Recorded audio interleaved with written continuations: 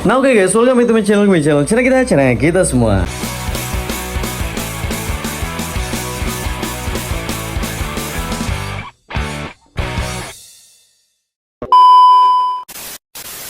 Nah guys, jadi di kesempatan kali ini kita akan membahas lagi seperti di tahun kemarin. Ini banyak banget ya teman-teman yang di tahun kemarin mungkin yang udah pernah nonton video tentang cara treatment Auranti baby biar bisa jadi gondrong itu kayak gimana sih. Nah itu sudah sempat kita bahas tahun yang lalu guys, bahkan ada beberapa videonya. Cuman ketika sekarang banyak banget yang nanya, bang gimana nih bang caranya biar baby Auranti satu. Kemarin udah banyak banget yang komen, bang itu kok Auranti cepet banget gede di tempatnya abang. Itu yang pertama. Ini udah hal biasa ya guys ya. Di tahun lalu itu juga semua pada kaget, kok bisa ikan belum sebulan nambah udah 3 cm, 4 cm, 5 cm, itu gimana caranya bang? Nah itu kita bakalan bahas di sini. Plus sekalian mungkin kita bakalan jelasin sedikit tentang Auranti gondrong ya. Meskipun memang notabene ikan yang sekarang di rumah ini belum terlalu kelihatan, gondrong itu belum terlalu kelihatan guys. Tapi kita akan gunakan treatment lama kita untuk ya progres satu persatu lah ikannya biar bisa jadi kelihatan jauh lebih gondrong dibandingkan sebelumnya gitu. Karena sebenarnya kalau kita mau mencetak ikan yang bagus, gondrong, pertumbuhannya bagus, nggak lambat dan lain-lain sebagainya, itu emang harus dimulai sejak kecil guys. Jadi dari kecil tuh udah harus dimulai gitu. Nah di sini kita udah nyiapin, ini ada tank kotor banget guys, berkerak. Nah ini kita bakalan bersihin. Ini mungkin kita mau kontenin juga ya. Di awal kita bakalan tunjukin gimana caranya kita bersihin tank yang udah kayak gini nih biar jadi bersih banget itu gimana. Nah ini tank ukuran 60 kali 30 60 ya 60 kali 30 nih guys. Ini 60 kali 30. Ini tank yang cukup besar untuk ikan ukuran 9 cm tapi penuh dengan manfaat banyak banget guys. Bahkan salah satu kunci kenapa ikan kita bisa mentalnya bagus di kontes itu ada di video ini. Kita bakalan bahas nanti. Kalau gitu kita bakalan bersiniin dulu, kalian lihat aja gimana caranya, oke? Simple guys. Nah guys, jadi caranya yang pertama itu kalian gunakan cutter. Kalau saya sih pakai cutter, harusnya cutternya yang baru. Ini udah karatan guys, karena nggak ada lagi. Ya udah kita pakai. Nah, cutter nih enak guys pakai bersih nih. Kita kasih contohin sedikit aja ya. Nah, kalian tinggal kerik aja pakai cutter. Nah, dia udah hilang. Tapi cutternya ini kalau bisa yang baru ya, karena kalau yang baru itu lebih bagus, dia lebih cepet. Nah ini, kalian tinggal kerik aja, ratain, dibersihin. Kotorannya guys, keraknya nih. Kalian kasih air aja sedikit dah. Nah nih, udah. Jadi cutter nih menurut saya pribadi aman, apalagi yang masih baru ya guys ya. Kalau yang masih baru tuh bener-bener aman. Sama nanti di sini juga saya kasih tahu, kalau kita pakai tank yang ukurannya udah 60 kali 30 kayak gini, ini kan termasuk ukuran middle ya. Ini tank ukuran middle, ini udah bagus banget. Untuk dikasih filtrasi itu sudah cukup. Biasanya sih saya pakai pH yang 800, 900 atau 1000 lah, maksimal 1000 liter per horse. Yang LH nya itu 1000 guys. Jadi 1000 liter per jam itu sudah cukup sekali untuk tank ukuran 60 kali 30. Karena manfaatnya ketika kita pakai filter itu bagus guys. Ya hampir sama kayak biofoam, tapi kalau biofoam itu kan nggak maksimal penyerapan kotoran itu kan nggak ada, karena biofoam itu biasanya hanya ngumpulin kotoran di bagian biofoamnya aja. Sedangkan kalau filter ini kan naik kotorannya dan kesaring nanti. Nah jadi kalau untuk tank 60 kali 30 saran saya memang dibelikan filter box, itu akan jauh lebih bagus manfaatnya. Satu, jatuhnya air itu akan menambah kandungan oksigen di dalam tank itu sendiri. Jadi untuk ikan itu jauh lebih bagus. Sama sih kayak biofoam itu juga sama, menambah kandungan oksigen yang terlarut di dalam air. Itu bagus untuk ikan guys. Untuk pertumbuhan ikan tuh jauh lebih bagus.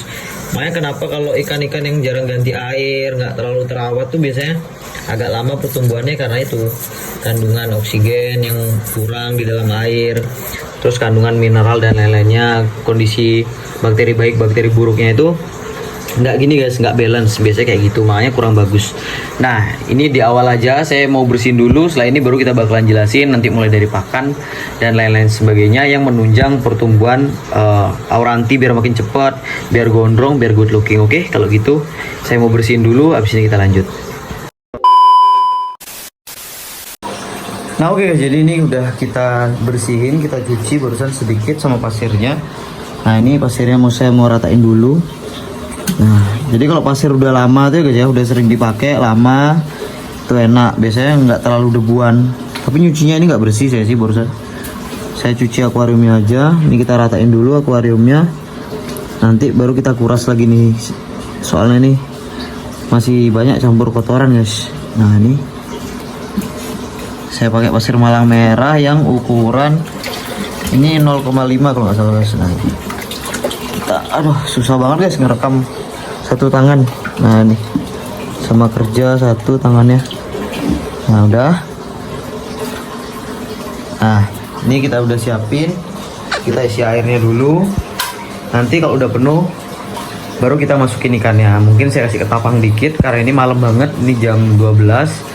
Terus saya takut pH-nya agak tinggi juga, jadinya nanti udah airnya full kita kasih ketapang buat kejaga si ikan biar nggak drop.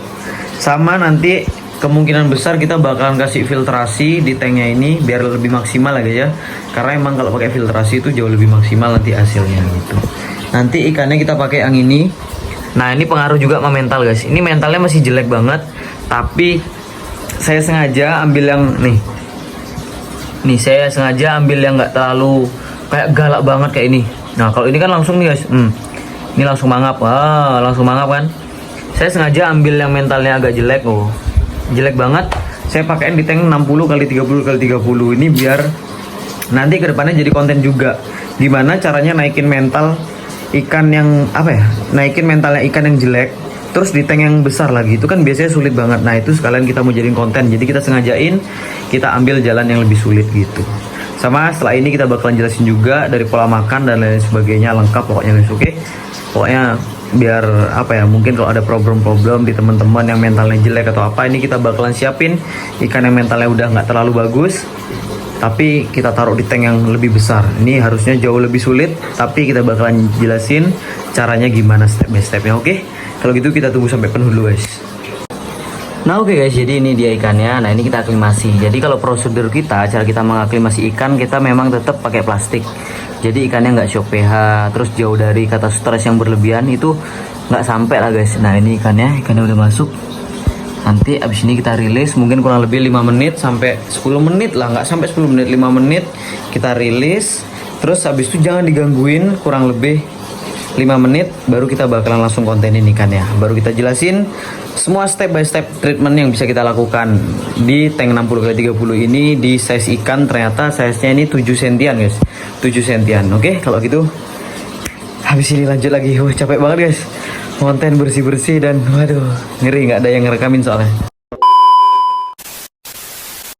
Nah oke guys, jadi sesuai prediksi, nah ikan mentalnya drop ya. Emang dari awal memang mentalnya udah nggak bagus, dan awalnya bahkan di tank 40 x 30. Sekarang di posisi mentalnya jelek, kita malah pindah di tank 60 x 30. Tapi nggak apa-apa, seperti di awal, ini akan menjadi konten yang semoga bermanfaat buat teman-teman semua yang punya ikan yang drop. Ini stresnya parah nih guys. Nih saya deketin ya, lihat. Nah ikan kalau udah ngebar kayak ini namanya drop mental. Nah cuman nggak apa-apa, biasanya kayak gini nih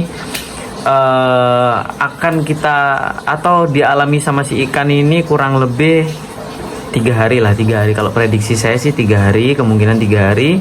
Setelah itu harusnya normal lagi. Nah untuk yang pertama, step yang pertama saya lakukan karena emang posisi ikannya bukan nggak mau flaring tapi drop mentalnya, saya bakalan tutup lampu di bagian atas. Nah itu saya bakalan tutup, saya buat seredup mungkin, tapi saya hidup 24 jam. Jadi lampunya hidup 24 jam tapi dengan kondisi redup. Nah setelah itu saya bakalan mainin dia untuk mancing dia ke depan pakai ini guys. Nah cacing-cacingan. Dan untuk sekarang ikan ini harusnya jadwalnya makan. Setelah ini malam ini harusnya makan, tapi kita nggak kasih makan dulu, biarin dia puasa, biar besok kemungkinan dia lapar, baru kita mainin pakai cacing-cacingan kayak gini besok, kurang lebih ya pagi atau siang lah. Nanti baru kita kasih makan. Nah setelah itu kita jangan ambil step buat bikin ikan flaring dulu. Jadi biarin dulu ikannya sampai benar-benar mau aktif nih, minimal sama inilah nih mau ngikutin kayak gitu ya, sama cacing-cacingan dari karet. Nanti kalau udah terus sudah mau makan, terus kiranya ada pergerakan, ada tangan atau apa, ikannya udah nggak stres, nggak takutan, baru kita bakalan mulai dengan kaca. Nah kita pakein kaca, nanti kaca yang kecil, pelan-pelan aja.